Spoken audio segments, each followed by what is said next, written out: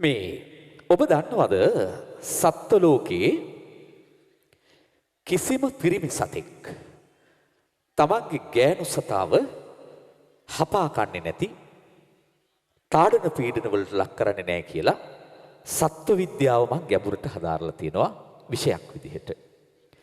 සත්ත්ව ලෝකයේ එහෙම ඒවා නැහැ.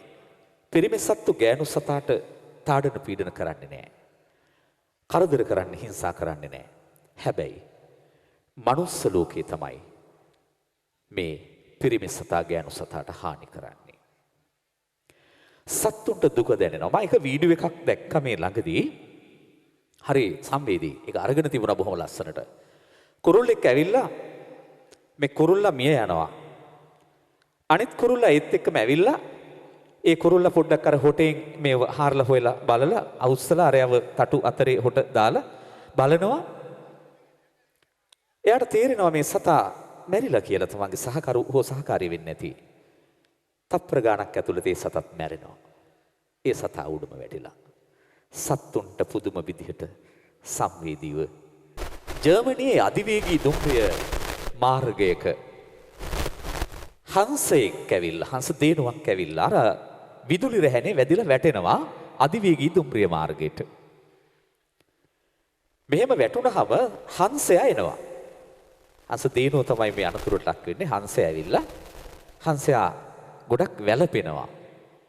මේ වීඩියෝව සමාජ මාධ්‍ය ශාලාවල ගියාට පස්සේ මේක බලාගෙන හිටපු අපේ මංගලික අක්කලා වගේ ගීපද රචකාවියක් මේක ගීතයකට නගනවා. ඉතින් ඒ සංවේදී ගීතය ඇතුලේ මහ ගොඩක් දේවල් තියෙනවා. ඉතින් ඇය ප්‍රශ්න නගනවා. ඇයි මේ හංස තේනුව මේ කැදැල්ලෙන් පියඹලා යන්නට ඇත්තේ? මොකද්ද මේකට හේතුව? හිතවතුනේ සත්ත්ව ලෝකයේ තව දෙයක් තමයි සහකරු සහකාරියෝ එකයි. මනුස්ස ලෝකයේ වගේ නෙවෙයි. සත්තුන්ගෙන් ඉගෙන ගන්න දේවල් ගොඩක් තියෙනවා. ඇනිමල් බිහේවියර් කියන සබ්ජෙක්ට් එක ඇතුලේ. ඉතින් ඒ නිසා මේ සංවේදී ගීතය ඇය ලියනවා දිලිනි කස්තුරිආරච්චි. සංගීතය අනුරාධ අබේසිංහ. අද සුගායනය ඔබට මේ සංවේදී ගීතය ශෝකය යන භාවය ජනිත කරන කරුණ රසය ජනිත කරන මේ ගීතය ඔබට ගයන්නේ අංජලි හේරත් ඇයගේම ගීතය. දෙමුහොදත් වල සංකටක් පරිශ්‍රම.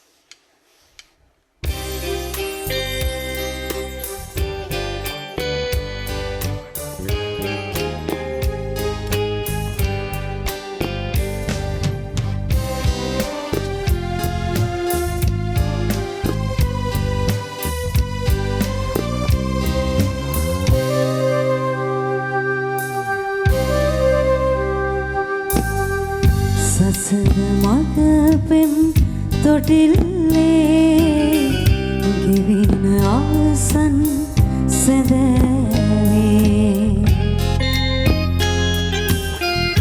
හංසයානෙනි හංස ගීතය ලියායන්නම් ගයන්නට හෙට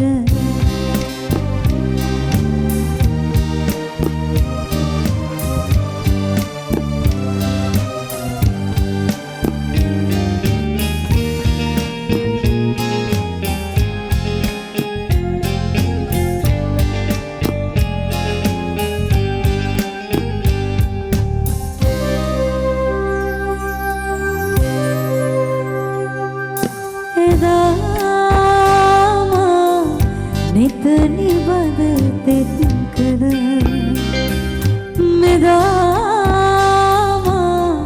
හද සුනුයි සුනු කළ නුබේ මధుර වූ සරබිද කයාපන් නැසුනත් මෙමට සසර මගපෙම් තොටිල්ලේ ගෙවෙන ආසන් සැදැවේ හංසයානෙනි හංස ගීතය ලියායන්නම් හෙට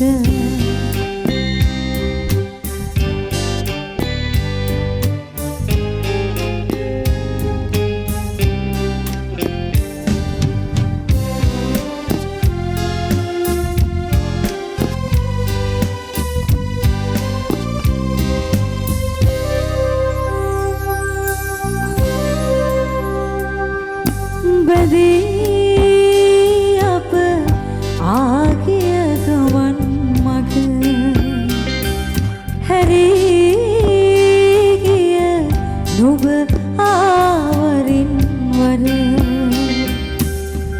තබා ගිය දුක දරාගෙන හිත